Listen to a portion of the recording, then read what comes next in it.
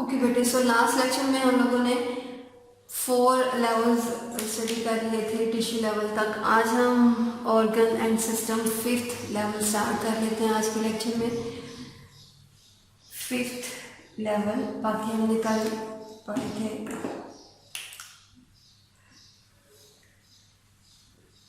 Okay, सो 5th level में हम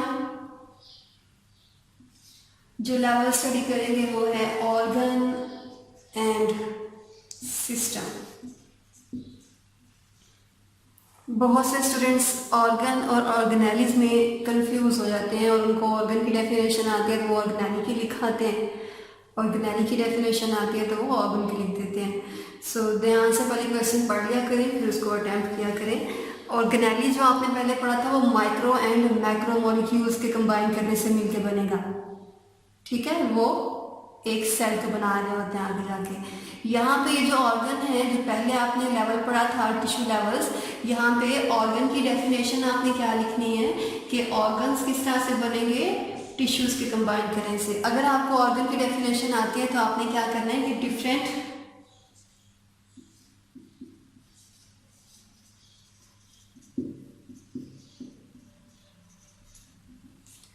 different tissues combine करके सिमिलर फंक्शन परफॉर्म कर रहे हैं।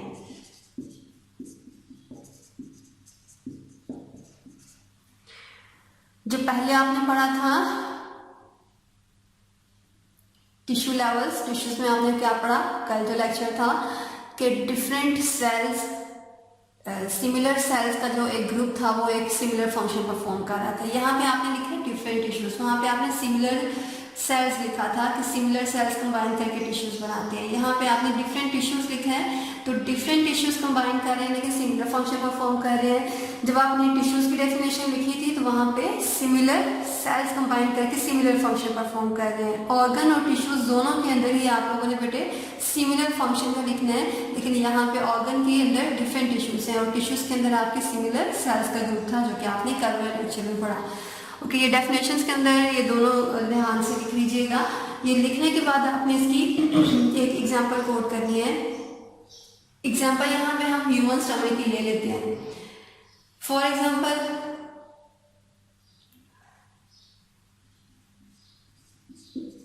अगर हम ह्यूमन स्टमक को पढ़ रहे हैं तो ह्यूमन स्टमक के अंदर हमने बोला कि एक ऑर्गन है ये हमारी बॉडी के अंदर।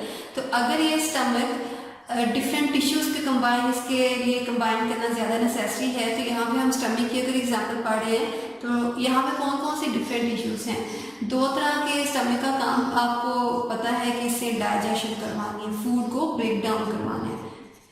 ओके, डाइजेशन करवाने के लिए स्टमक का जो एक ऑर्गन है उसका फंक्शन तो सेम है, लेकिन यहाँ पे डिफरेंट टिश्यूज कौन कौन से हैं उनके नेम्स में यहाँ पे लिख देती हूँ। एपिथेलियल टिश्यूज,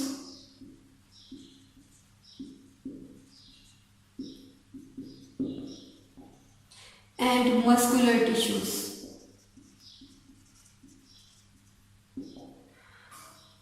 ओके, मस्कुलर कल भी आपने पढ़ा था पिछले वाले लेक्चर में। मस्कुलर टिश्यूज आपको पता है कि क्या काम करवाते हैं, ये मूवमेंट करवाते हैं। और एपिथेलियल टिश्यूज सिक्रीशन करवाते हैं। सिक्रीशन किस चीज की, कोई भी ऐसा हार्मोन या कोई भी ऐसा एंजाइम जो कि फूड को ब्रेक डाउन करने के लिए या फूड को डाइजेस्ट करवाने के लिए चाहिए होता है, उन एंजाइम्स की सिक्रीशन करवाना एपिथेलियल टिश्यूज का काम होता है। सो ये सिक्रीशन करवा रहे हैं। ओके, ठीक है। सो स्टमक एक ऑर्गन है, ऑर्गन ने सेम काम करना है, सेम काम सिमिलर फंक्शन परफॉर्म करना है और सिमिलर फंक्शन इसका क्या है, इसे डाइजेशन करवानी है। लेकिन ये डिफरेंट टिश्यूज के कंबाइन करने से मिलकर बन रहा है और डिफरेंट टिश्यूज यहाँ पे कौन से हैं, एपिथेलियल टिश्यूज और muscular tissues. Epithelial tissues secretion करवा रहे हैं। सिक्रीशन किस चीज़ की, कोई भी ऐसा एंजाइम जो कि फूड को डाइजेस्ट करने के लिए या ब्रेक डाउन करने के लिए चाहिए। मस्कुलर टिश्यूज आपको पता है मूवमेंट करवाएंगे। वो स्टमक जब मूव करेगा तो उसके मूवमेंट की वजह से भी फूड डाइजेस्ट होती है। ये हम चैप्टर नंबर 12 में इंशाल्लाह डिटेल के साथ दोबारा चीज़ें पढ़ेंगे किस तरह से होती हैं, लेकिन यहाँ पे जस्ट ये छोटी सी एग्जांपल आपने कोट करनी है अगर आपको ये शॉर्ट क्वेश्चन आता है। याद रखिएगा इन लेवल्स में से कोई से 2 लेवल्स आपको लॉन्ग क्वेश्चन में आ जाते होते हैं और ये इंपॉर्टेंट है, लेकिन इन सब की डेफिनेशंस और एग्जांपल्स आपको शॉर्ट क्वेश्चन में कोई ना कोई एक क्लास में आ जाती है, तो इनको ध्यान से याद कीजिएगा। Okay, so organ and system में एक एग्जांपल हमने ली और ये हमने अभी तक ऑर्गन पढ़ा। सेकंड पार्ट में यहाँ पे लिखा हुआ है सिस्टम। पहले आपने पढ़ा ऑर्गन डिफरेंट डिशेस को कंबाइन करके एक सिमिलर फंक्शन बना रहे हैं। सिस्टम यहाँ पे हमने क्यों लिखा है? बिकॉज डिफरेंट ऑर्गन्स कंबाइन करके एक सिस्टम बनाएंगे जिससे आप ऑर्गन सिस्टम बोलोगे। इसकी एग्जांपल हम ले लेते हैं डाइजेस्टिव सिस्टम की।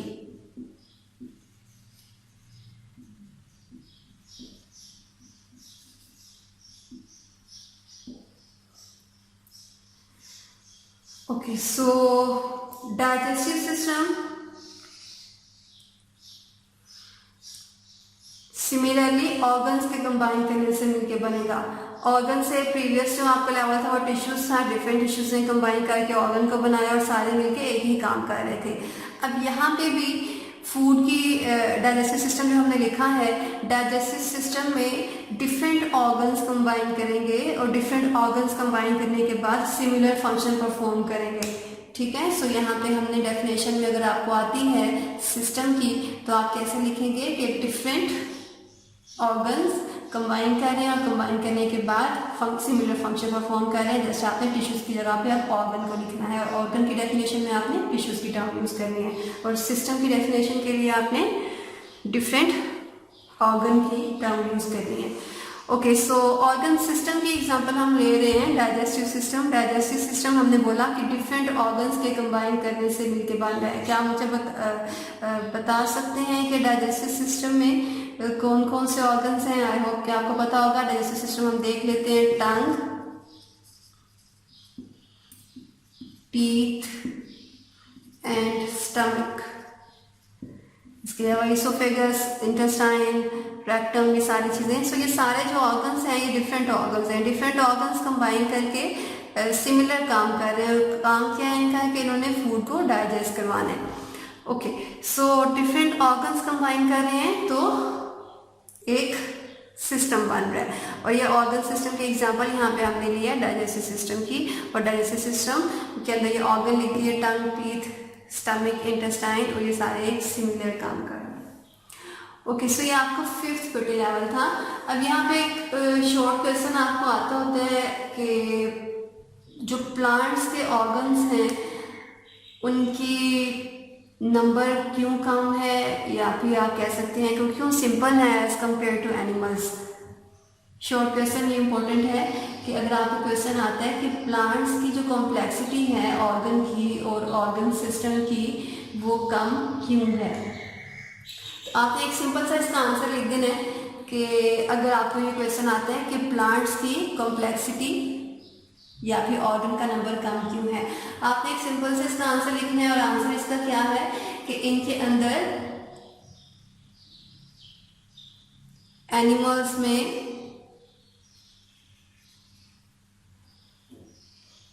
एक्टिविटीज और फंक्शंस की रेंज ज्यादा होती है।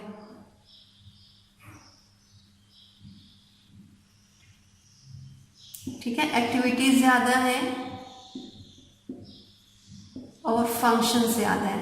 तो इन फंक्शंस को कंप्लीट करने के लिए ऑब्वियसली फिर हमें ऑर्गन भी ज़्यादा चाहिए। प्लांट्स के केस में अगर बात करें तो उनके फंक्शंस कम है। प्लांट्स मूव नहीं करते, वो एक जगह से दूसरी जगह पे नहीं जाते हैं, वो एक ही जगह पे रहते हुए आप खुद को मेंटेन रखते हैं अपनी सारी चीज़ों को। तो इन केस ऑफ एनिमल्स हमें मूव भी करना है, हमें फूड को सर्च भी करना है, तो इनके लिए हमारी एक्टिविटीज़ भी ज़्यादा है, हमारे फंक्शंस भी ज़्यादा हैं।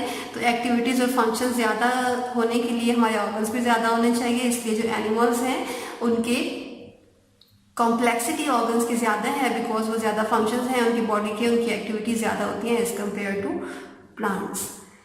ओके, अब इसके अलावा अगर हम ये भी आपको शॉर्ट क्वेश्चन में आ सकता है कि प्लांट्स के ऑर्गन्स के नेम लिखें, तो प्लांट के ऑर्गन्स में बस 4 बेटे आपको पार्ट्स आएंगे। Roots,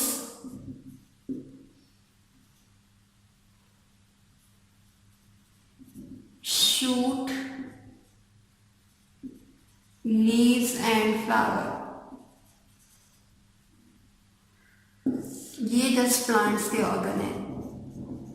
while in case of humans और इन केस ऑफ एनिमल्स आप देखते हैं कि बहुत से ऑर्गन्स हमारी बॉडी के अंदर मौजूद हैं जो डिफरेंट काम कर रहे हैं और हमारी बॉडी की एक्टिविटीज़ को मेंटेन रखे हुए हैं। सो प्लांट के ऑर्गन्स हैं। रूट्स इसमें क्या करते हैं, प्लांट को एनकरेज करते हैं किसी भी सॉइल के अंदर। शूट इसे सपोर्ट प्रोवाइड कर रहे हैं, लीव्स फूड को सेंथिसाइज करवाते हैं और फ्लावर रिप्रोडक्शन करवाते हैं। ये आपको सेपरेटली शॉर्ट क्वेश्चन में भी आ सकते हैं, ये भी देख लीजिएगा। ये दो इंपॉर्टेंट शॉर्ट क्वेश्चंस मैंने आपको इस में बता दिया। Okay, so after organ and system, next level is individual.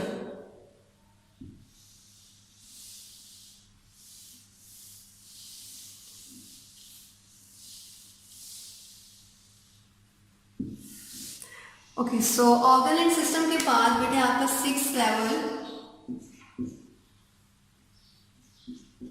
Individual है।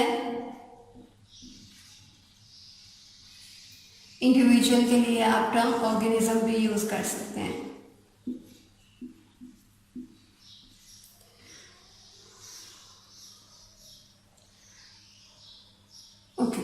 सो सिमिलरली आपने जैसे पहले वाले लेवल्स को कंबाइन करके आपके आने वाले नए लेवल की डेफिनेशन बन रही थी, आपकी इसकी डेफिनेशन भी इस तरह से है कि डिफरेंट ऑर्गन सिस्टम, ये ऑर्गन नहीं लिखना आपने, ऑर्गन सिस्टम लिखना है। सेकेंड वाली जो आपने लास्ट एग्जाम्पल पढ़ी है, डिफरेंट ऑर्गन सिस्टम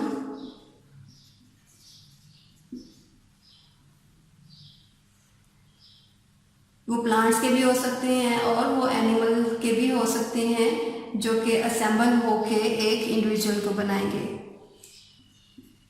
ठीक है, डिफरेंट ऑर्गन सिस्टम असेंबल होते हैं तो क्या बनता है हमारे पास, एक ऑर्गेनिज्म बन जाता है। ओके, अब एक इंडिविजुअल, यहाँ पे हम मैन की एग्जांपल ले लेते हैं। मैन की एग्जांपल कुछ सिस्टम आपके माइंड में भी आ रहे होंगे, यहाँ पे मैं लिख देती हूँ। फर्स्ट सिस्टम को ये एक लिख लेते हैं यहाँ पे, रेस्पिरेटरी सिस्टम। रेस्पिरेटरी सिस्टम क्या कर रहा है, गैसेस को एक्सचेंज करवा रहा है। सर्कुलेटरी सिस्टम, सर्कुलेटरी सिस्टम क्या कर रहा है कि पूरी बॉडी को ब्लड ट्रांसफर कर रहा है। इसके अलावा digestive system, digestive system food को डाइजेस्ट करवा रहा है। सो ये आपके सिस्टम, यहाँ पे मैंने 3 एग्जांपल्स लिखे हैं और भी बहुत से सिस्टम्स हमारी बॉडी के अंदर वर्क कर रहे हैं। सो यहाँ पे इसकी डेफिनेशन में आपने लिखा था डिफरेंट ऑर्गन सिस्टम कंबाइन करेंगे तो क्या असेंबल हो जाएगा, क्या बन जाएगा, एक ऑर्गेनिज्म। अपनी एग्जांपल एक हमने ली, respiratory system, circulatory system. Respiratory system gas को एक्सचेंज करवा रहा है, सर्कुलेटरी सिस्टम ब्लड पूरी बॉडी को ट्रांसपोर्ट कराता है और डाइजेस्टिव सिस्टम फूड को डाइजेस्ट करवाता है। ये डिफरेंट सिस्टम्स हैं, यहाँ पर मैंने जस्ट 3 की एग्जाम्पल दी है। ओके, जब हम एक्सरसाइज कर रहे होते हैं तो क्या आप बता सकते हैं कि एक्सरसाइज के दौरान ये तीनों सिस्टम्स किस तरह से वर्क कर रहे हैं। रेस्पिरेटरी सिस्टम आपकी गैस के एक्सचेंज को ज़्यादा करवा देते हैं, आपके सांस लेने का जो रेट है वो ज़्यादा हो जाता है। सर्कुलेटरी सिस्टम ज़्यादा ब्लड पंप करता है और जल्दी से पंप करते हैं हर एक ऑर्गन को, ताकि सारे जो ऑर्गन्स एक्सरसाइज कर रहे हैं, एक्टिविटी कर रहे हैं, उनको फूड और गैस मिल सके। डाइजेस्टिव सिस्टम फूड की डाइजेशन को ज़्यादा करवा देते हैं, ज़्यादा फूड सेंथिसाइज करवाते हैं। लास्ट वाला हमने नहीं लिखा, मस्कुलर, जो कि आपकी मूवमेंट को कंट्रोल कर रहा होगा। ओके, सो ये कुछ सिस्टम्स है जो कि एग्जांपल हमने ली कि डिफरेंट ऑर्गन सिस्टम कंबाइन करके एक इंडिविजुअल को बना देते हैं। इसकी लास्ट पे ही इंडिविजुअल के टॉपिक पे लास्ट पे यहाँ पे कोऑर्डिनेशन आपको एमसीक्यूज में आ सकता है कि प्लांट्स और एनिमल्स के अंदर कोऑर्डिनेशन क्या चीज़ कंट्रोल कर रही है। कोऑर्डिनेशन मीन्स कि कौन सी ऐसी चीज़ है जो कि इनकी बॉडी को मेंटेन रखे हुए है, एक्टिविटीज़ को कंट्रोल कर रही है उनकी।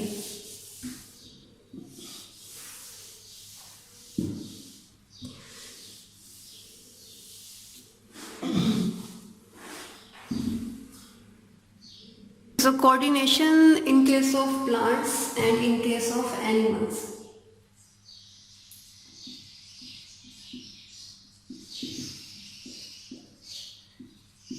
एनिमल्स के केस में अगर हम बात करें तो हमारा ब्रेन है, ब्रेन और केमिकल्स, हार्मोन्स जो है हमारी बॉडी की किसी भी एक्टिविटी को कंट्रोल करते हैं। अगर ब्रेन है तो इससे आप बोलेंगे कि ये नर्वस सिस्टम है हमारी बॉडी में, जो हमारी बॉडी की एक्टिविटीज को कंट्रोल कर रहा है, नर्वस सिस्टम। और सेकंड जो सिस्टम एनिमल्स के बाद हमारी बॉडी में वर्क करता है हमारी एक्टिविटीज़ को कंट्रोल करने के लिए, वो केमिकल कोऑर्डिनेशन है। केमिकल कोऑर्डिनेशन मीन्स के हार्मोन्स हैं जो कि हमारे बॉडी की रिक्वायरमेंट के अकॉर्डिंग, जो होम्योस्टेसिस कल आपने पढ़ा था उसके अकॉर्डिंग किसी भी चीज़ को कम या ज़्यादा करवाते हैं।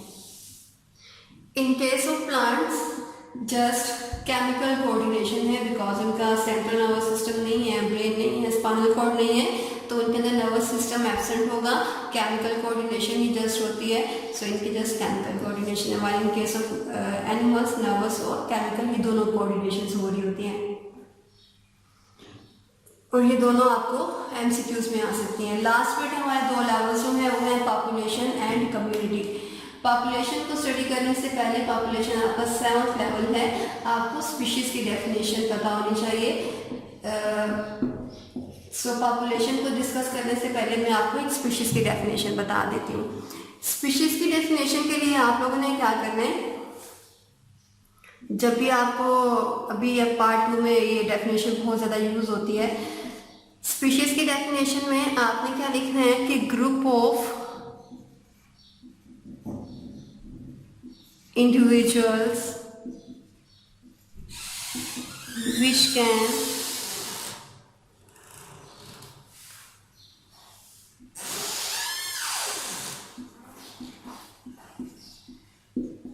ग्रुप है जो कि इंटरब्रीड कर सकता है। इंटरब्रीड का मीनिंग क्या है कि वो रिप्रोडक्शन कर सकते हैं, अपना नंबर इंक्रीज करवा सकते हैं। Okay, so group of individuals जो कि इंटरब्रीड कर रहा है और इंटरब्रीड करने के बाद अपना नंबर इंक्रीज कर रहा है। अब यहाँ पे 2 एग्जांपल्स ले रहे हैं। फॉर एग्जांपल यहाँ पे हम कैट एंड डॉग की ले लेते हैं। कैट एंड डॉग जो है ये मैटिंग नहीं कर सकते, रिप्रोडक्शन नहीं कर सकते, और इसलिए आप कहते हैं कि ये सेम स्पीशीज से बिलोंग नहीं करते। लेकिन एक कैट की फैमिली के अंदर जितने भी कैट्स हैं वो इंटरब्रीड कर सकती हैं, वो मैटिंग कर सकती हैं और उनके बेबीज भी प्रोड्यूस हो जाते हैं। तो इसलिए आप कहते हैं कि जितने भी कैट के मेंबर्स हैं वो सेम स्पीशीज से बिलोंग करते हैं। कैट एंड डॉग बिकॉज वो मैटिंग नहीं कर सकते, वो रिप्रोडक्शन नहीं कर सकते, वो बेबीज प्रोड्यूस नहीं कर सकते, so cat and dog different species से बिलोंग करते हैं। ठीक हो गया। सो स्पीशीज की डेफिनेशन में आपने ग्रुप ऑफ इंडिविजुअल्स हैं जो कि इंटरब्रीड कर सकते हैं, ये आपने बताना है। स्पीशीज की डेफिनेशन के बाद अब हम पॉपुलेशन की तरफ आते हैं कि पॉपुलेशन में आपने क्या लिखना है कि पॉपुलेशन एक ऑर्गेनिज्म का ग्रुप है, group of organism which belongs to same species।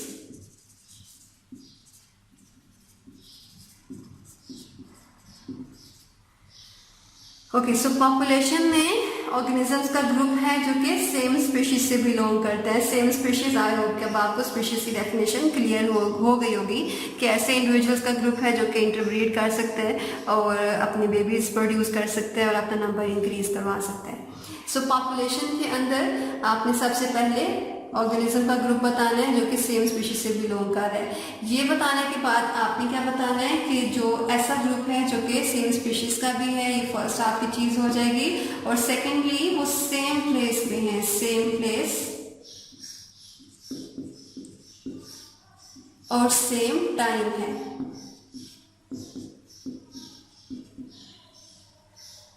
Okay, so population में ग्रुप ऑफ ऑर्गेनिजम्स हैं जो कि सेम स्पीशीज से बिलोंग करते हैं और सेम प्लेस पे हैं और सेम टाइम पे हैं। अब यहाँ पे एक एग्जांपल ले लेते हैं। जिस तरह से एक बायोलॉजी की क्लास में सारे स्टूडेंट्स एक ही जगह पे बैठे हुए हैं अगर, तो ये आपकी सेम पॉपुलेशन हो जाएगी। लेकिन उनकी अगर पोजीशन वेरी हो जाती है या टाइम वेरी हो जाता है तो ये पॉपुलेशन भी वेरी हो जाएगी। ठीक है, सो सबसे पहले आपने डेफिनेशन लिखनी है और डेफिनेशन के अंदर ये तीनों चीज़ें लिखनी है। Group of organism which belongs to same species and which are located at same place and same time. ये तीनों चीज़ें आपने लाजमी मेंशन करनी है इसकी डेफिनेशन के अंदर। इसके बाद आपने इसकी एग्जांपल कोड कर देनी है और एग्जांपल कोड करने के लिए आपने यहाँ पे स्टूडेंट्स ऑफ बायोलॉजी क्लास की ही दे देनी है, या जो आपकी बुक में एग्जांपल है वो भी कोड कर सकते हो। ओके, सो डेफिनेशन के बाद और एग्जांपल के बाद यहाँ पे कुछ पॉपुलेशन के एट्रीब्यूट्स हैं। ये एट्रीब्यूट्स सेपरेटली भी बेटे आपको शॉर्ट क्वेश्चन में आ सकते हैं, तो ये आपने ध्यान से याद करने हैं। सो ये पॉपुलेशन के एट्रीब्यूट्स अगर आपको सेपरेटली शॉर्ट क्वेश्चन में आते हैं तो आपने सबसे पहले जीन फ्रीक्वेंसी का बताना है। ये एट्रीब्यूट्स हम करैक्टर्स पढ़ रहे हैं पॉपुलेशन के। सबसे first attribute is gene frequency. Frequency means number, gene frequency means कि किसी भी एक पॉपुलेशन एक जगह पे जो एक लिविंग ऑर्गेनिजम्स का ग्रुप है जो सेम स्पीशीज से बिलोंग करता है, अगर वो सेम जगह पे है तो उनका जीन फ्रीक्वेंसी कितनी है। फ्रीक्वेंसी मीन्स के नंबर कितना है। जीन फ्रीक्वेंसी मीन्स के कोई भी ऐसा ट्रेट, जो आपने कल जीन की डेफिनेशन पढ़ी थी कि कोई भी ऐसी जीन जो कि एक स्पेसिफिक ट्रेट को कंट्रोल कर रही है, उसका कितना नंबर है। फॉर एग्जांपल अगर आप इंटेलिजेंस की जीन स्टडी कर रहे हो या स्किन कलर की जीन स्टडी कर रहे हो तो एक पॉपुलेशन के अंदर इन दोनों जीन्स का नंबर कितना है। फ्रीक्वेंसी मीन्स कि आपने इसका नंबर स्टडी करना है, ये इसका एट्रीब्यूट्स हैं। सेकेंड एट्रीब्यूट बेटे जो आपकी बुक में है वो है gene flow. Gene flow means कि कोई भी एक जीन, वो स्किन कलर की हो सकती है, वो इंटेलिजेंस की हो सकती है, वो कोई भी ऐसी जीन या कोई भी ऐसा ट्रेड जो आप स्टडी कर रहे हैं, वो किस तरह से फ्लो होगा जनरेशन आफ्टर जनरेशन, मीन्स के एंसेस्टर से डिसेंडेंट्स में किस तरह से ये फ्लो होता है। इंसेस्टर्स मीन्स के फादर्स की बात कर रहे हैं और डिसेंडेंट्स मीन्स के आने वाली जनरेशन्स की हम बात कर रहे हैं, ठीक है। सो अगर इनकी जनरेशन्स में कौन सी जीन जो है वो ट्रांसफर ज़्यादा हो रही है, वो इंटेलिजेंस की जीन है, वो स्किन कलर की जीन है, वो किस चीज़ की जीन है। ओके, सो ये आपका एट्रीब्यूट था सेकेंड वाला gene flow. Gene flow means के किसी भी पॉपुलेशन में जो आप स्टडी कर रहे हैं उनमें जीन्स किस तरह से ट्रांसफर होती हैं इंसेस्टर से डिसेंडेंट में। थर्ड एट्रीब्यूट बेटे जो आपकी बुक में है वो है age distribution. Age distribution means कि कोई भी जो एक पॉपुलेशन आप स्टडी कर रहे हैं उसमें जितने भी इंडिविजुअल सेम स्पीशीज के हैं उनकी एज कितनी है। वो 10 से 15 के दरमियान है, वो 15 से 20 के दरमियान है, या फिर वो 20 से 25 ईयर्स के दरमियान है। सो एज डिस्ट्रीब्यूशन मीन्स कि आपने उनकी एज देखनी है कि जो एक आप पॉपुलेशन पढ़ रहे हैं या देख रहे हैं उसमें एज ग्रुप्स किस तरह से डिस्ट्रीब्यूट हुआ है, किस एज के लोग हैं।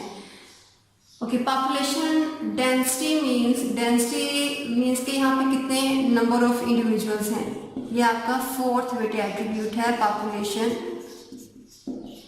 डेंसिटी। डेंसिटी मीन्स कि यहाँ पे आपने एक पॉपुलेशन जो आप स्टडी कर रहे हैं उसमें आपने नंबर ऑफ इंडिविजुअल्स को देखना है। ये एट्रीब्यूट्स जस्ट आपकी बुक में नेम्स ही गिवन है, लेकिन नेम्स का अगर कॉन्सेप्ट आपका क्लियर होगा तो आपको याद करने में इजी रहेगा, इसलिए मैं आपको साथ साथ ही हिंट्स बता रही हूँ, इसको ध्यान से नोट कर लें। लेकिन आपकी बुक में जस्ट ये नेम्स ही गिवन है और आपको ये शॉर्ट क्वेश्चन अगर आता है तो आपने जस्ट नेम्स ही उनके लिखने हैं। ये वाली डिटेल आपने साथ बेटे नहीं लिखनी बिकॉज ये आपकी रिक्वायर्ड नहीं है। Last attribute in your book is population pressure.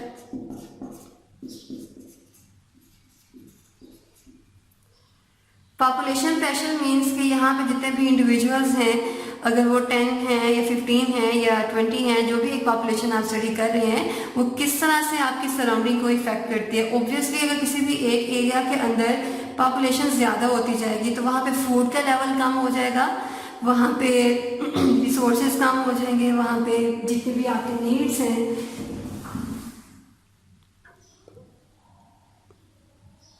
Okay, so population pressure means कि जो भी आप एक पॉपुलेशन पढ़ रहे हैं वो किस तरह से आपके सराउंडिंग को इफेक्ट करता है। अगर आप कोई पॉपुलेशन पढ़ रहे हैं और वहाँ पे नंबर बहुत ज़्यादा है पॉपुलेशन का, तो वहाँ पे फूड का लेवल, ऑब्वियसली रिसोर्सेज कम होना शुरू हो जाएंगे, वहाँ पे लैंड जो आपको अवेलेबल थी वो भी कम होना शुरू हो जाएगी। सो ये जो आपका पॉपुलेशन है वो किस तरह से प्रेशर अप्लाई करता है आपकी सराउंडिंग पे, आपकी जो एनवायरनमेंट है उसके ऊपर, ये आप पॉपुलेशन प्रेशर के अंदर पढ़ेंगे। लेकिन अगर आपको शॉर्ट क्वेश्चन आता है तो आपने जस्ट नेम से लिखने हैं बिकॉज आपकी बुक में जस्ट नेम से गिवन है, आपको डिटेल में जाने की ज़रूरत नहीं है। लास्ट लेवल जो कि बायोलॉजिकल ऑर्गेनाइजेशन का है कि किस तरह से हमारे जो लिविंग ऑर्गेनिजम्स हैं वो किस तरह से एक जगह पे रह रहे हैं और सिंपलर से कॉम्प्लेक्स हम पढ़ रहे हैं। तो लास्ट लेवल जो के है वो है community.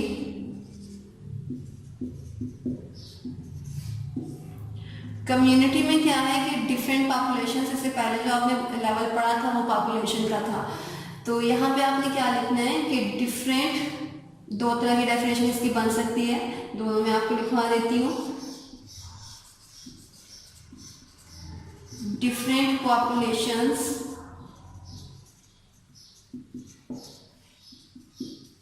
located at same place। Second definition इसकी हो सकती है कि populations of different species, population of different species which are located at same place।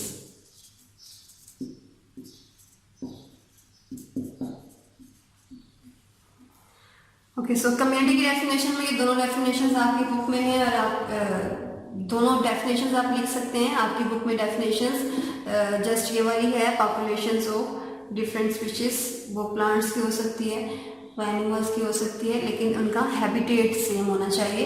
Habitat means कि वो जगह जहाँ पे वो रह रहे हैं वो सेम होनी चाहिए, ठीक है। सो हैबिटेट अगर टर्म बुक में यूज़ की हुई है तो आपने परेशान नहीं होना। ओके, सो कम्युनिटी की डेफिनेशन के बाद आपने इसकी एग्जांपल कोड कर देनी है और इसकी सबसे